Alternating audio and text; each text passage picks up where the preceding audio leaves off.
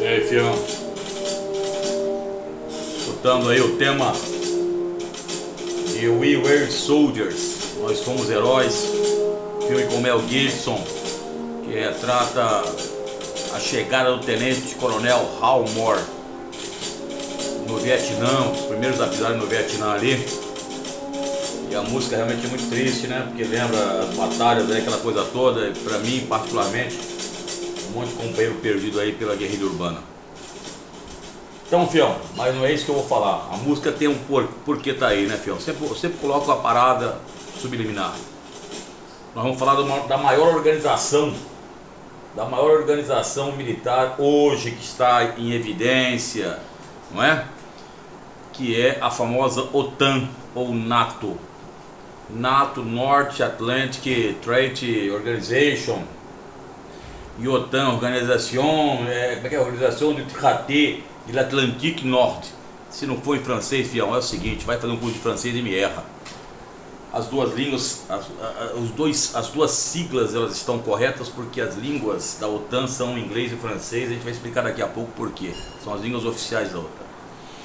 A OTAN foi criada dentro de um contexto da doutrina Truman, velho. Você deve lembrar da doutrina Truman, que nós temos vídeos aqui que explicamos. A doutrina Truman, que foi a questão da contenção da expansão do socialismo. E aí surgiu essa organização gigantesca, a OTAN, porque aí o inimigo deixava de ser o nazista e passou a ser o comunista. E depois, com o George Bush, em 2001, passou a ser o terrorista. Então aí fizeram uma organização gigantesca, se não me falha a memória, com 16 membros fundadores. Aí tinha Islândia, Estados Unidos, Canadá, Reino Unido, França, Itália, e vai aí. Grécia, Países Baixos, tem 16 membros aí fundadores da OTAN. Bom, a OTAN, ela foi criada para se contrapor à expansão socialista. E você sabe que dentro de contextos da Guerra Fria, o confronto indireto, a OTAN agiu várias vezes dentro do contexto mundial, mostrando aí o seu poderio bélico, geralmente comandada pelos Estados Unidos. E que sempre teve, isso quase ninguém fala, você vai procurar aqui, você não acha, né, filhão, na internet. Então, mas o velho crocodilo vai mandar a parada. A OTAN sempre teve uma batida de frente entre dois membros, os Estados Unidos e a França.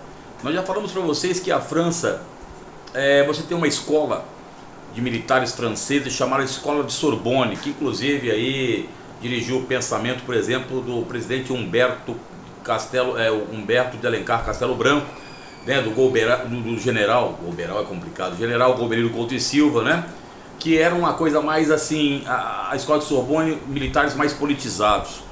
E depois veio a escola do Fort Lauderdale, o NWC, o National War College, com uma coisa muito mais militarizada, americanizada, onde nós tivemos aí grandes nomes aqui no Brasil, como Costa e Silva e Médici. Então, para você ter noção que já batia de frente as duas doutrinas militares. E americanos e franceses nunca se cruzaram. Essa é uma grande realidade. Tem até uma cena no filme Fomos Heróis que é muito engraçada, quando o general, se não me falha a memória, Westmoreland, um dos líderes ali dos Estados Unidos no Vietnã, comentava sobre a batalha que aconteceu em 54 da Indochina, quando o Vietnã arrebentou com a França. E aí ele até de forma irônica fala: mas a França tinha um exército? Que exército francês é esse? Nunca vi. E outras, às vezes os americanos usam muito isso, dizendo que se dependesse do exército francês, da famosa linha Maginot, a intransponível linha Maginot, a Europa falaria alemão, e coisas que são realmente, né, bem colocadinhas ali para, como diria na linguagem caipira, sutacar os franceses. Mas vamos lá. A OTAN, ela sempre teve, já de começo teve essa divergência, tanto é que a França se afastou por vários anos do comando da OTAN. Ela entrava com alguns soldados, mas do comando ela se afastou por discordar dos Estados Unidos. E ela só retorna ao comando da OTAN em 1995, quando são feitos os acordos de Dayton. Os acordos de Dayton, você sabe que no nosso vídeo no nosso canal tem sobre 25 anos de paz da Bósnia. O acordo de Dayton foi o acordo de paz da Bósnia e Herzegovina. E a França então retorna retorna também ao comando da OTAN. Lembrando que a França sempre queria a formação de um exército europeu, né? Tipo uma OSCE, tem a Organização Segurança e Cooperação Europeia. Então a França sempre queria um exército europeu, porque a França é a maior força militar da Europa, para quem não sabe. Então sempre teve essa divergência, mas a OTAN cresceu, a OTAN foi crescendo, foi influenciando cada vez mais, e aí você tem a influência, por exemplo, da OTAN já na ex-Iugoslávia, quando acontece a guerra da Bósnia, tem que ter o massacre de Srebrenica, por exemplo. Inclusive tem um filme que eu aconselho vocês a assistirem, chamado Atrás das Linhas Inimigas 2, com Gene Hackman, ou é Atrás das Linhas Inimigas 1? Boa pergunta. Não me lembro se é o Atrás das Linhas Inimigas 1 ou 2, que tem o Gene Hackman, não é? Quando eles estacionam, os Estados Unidos ali, a OTAN vai estacionar ali perto do Mar Adriático. E a OTAN naquela época quase compra uma briga miserável com a Rússia. Só lembrando a vocês como é que foi. Não é? Não, minto, não foi em 95, foi em 99 depois com a Rússia. Voltando. Então ela vai, interfere ali na situação, vai estar junto com as tropas de paz. E depois em 99, aí sim, com o Kosovo, né, os kosovares, né, quando os sérvios, a ex-Iugoslávia já tinha sido fragmentada, já tinha perdido a Eslovênia, já tinha perdido a Croácia, já tinha perdido a Bósnia e Herzegovina, já tinha perdido a Macedônia, que depois chamou-se Macedônia do Norte. Então a Iugoslávia era Sérvia, Montenegro, Kosovo e Voivodina. Kosovo e Voivodina, Kosovo ao sul, com a minoria albanesa, e Voivodina ao norte com a minoria húngara. Tem no nosso vídeo também, no nosso canal, sobre a questão dos Balcãs.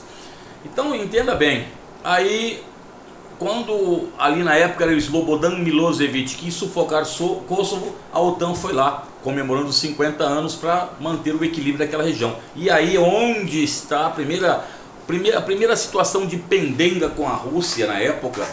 E o governo da Rússia não era Boris Yeltsin, que digamos não era muito... a Rússia estava quebrada, né? E não era essa coisa de medo que o Putin faz hoje.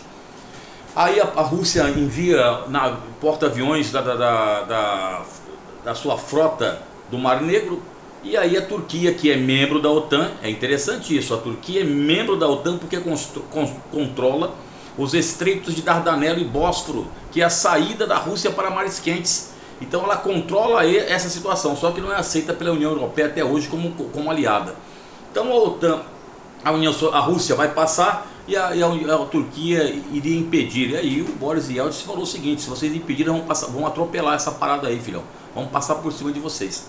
E aí, acho que na época já Putin já era primeiro-ministro. Primeiro-ministro da Rússia, e Yeltsin ainda era presidente, depois o Putin vai virar presidente. E aí a Rússia atravessa e estaciona a sua frota naval no Mar Adriático, observando as ações da OTAN. A OTAN depois também vai interferir na questão quando acontece a guerra contra o terror em 2001, o ataque às Torres Gêmeas. A OTAN está envolvida na invasão do Afeganistão. A OTAN também estará junto ali à invasão do Iraque, que vai depor o governo Saddam Hussein. Depois a OTAN, dentre outras situações, ela vai invadir a Líbia, né, criar zonas de exclusão também dentro da Líbia, e vai também se expandir para auxiliar os rebeldes ali na Síria. E ela não contava com uma coisa que era a Rússia, que entrou com todo o seu poderio ali na Síria para apoiar o governo de Bashar el-Assad. Da América do Sul nós temos um parceiro global que dia 31 de maio de 2018 entrou como parceiro global da OTAN, que é a Colômbia. Colômbia então é o único país da América do Sul, não sei se é da Latina, mas do Sul, que é o parceiro global. Nem Brasil nem Argentina. Aliás, o Brasil na OTAN, na OCDE, no CPSEG é sempre colocado de lado já faz tempo e ninguém liga para isso, né? Isso causou um mal-estar muito grande na América do Sul, talvez na América Latina toda. Um parceiro da OTAN que seria a Colômbia, ou seja, teria aí, digamos, um aparato maior de aliados no caso de algum conflito que tivesse aí. Isso incomodou sobremaneira Hugo Chávez, por isso a aproximação da Rússia também, dentro de um contexto maior, a Rússia já vinha se aproximando, então aí você tinha de um lado a Venezuela, de outro lado a Colômbia, e ali a Venezuela apoiada pela Rússia e a Colômbia apoiada ali pela OTAN. A OTAN também na década de 1990, mais ou menos em 97, 98, convida a Rússia para ser parceira pela paz, ou seja, tentar uma situação de paz dentro do planeta. A Rússia, que era essa parceira pela paz, que participava de algumas manobras da OTAN, mas não seguia os ditames da OTAN. E depois a OTAN se expandiu, nós sabemos melhor, que eu já falei sobre isso, com um acordo que foi feito entre Rússia, União Europeia e OTAN, que a OTAN então pegou vários países do leste europeu para fazerem parte desse gigantesco bloco supramilitar.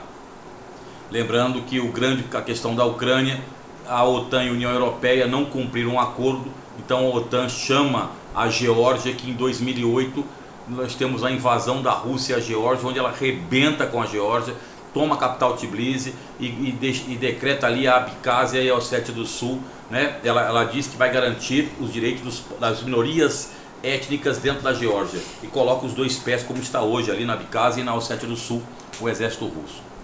Então é isso que é a OTAN, hoje formada, se não me falha a memória, por 30 membros. O último membro que fez adesão foi a Macedônia do Norte, em 2020.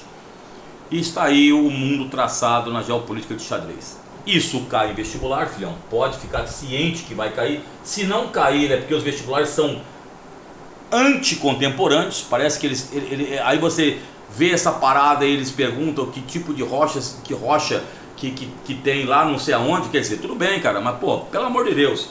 E aí nós vamos escutando aqui, né, velhão, meus tempos de caserna, 10 anos na vida militar, onde a gente fazia muitas situações aí dentro dessa parada aí. Fala conosco, canal caseiro, chinfrim, canalzinho Xelebré, mas nós vamos dando aquele leio, não é? Poucas pessoas ouvirão o vídeo, mas quem ouvir, pelo menos aí, utilize da melhor forma possível. E como diria aí o pessoal de Hollywood, We Really Soldier, que foi traduzido no Brasil como Fomos Heróis. Tudo depende do ponto de vista, né, fião? Os vietnamitas não foi bem assim não. Tamo junto, já é.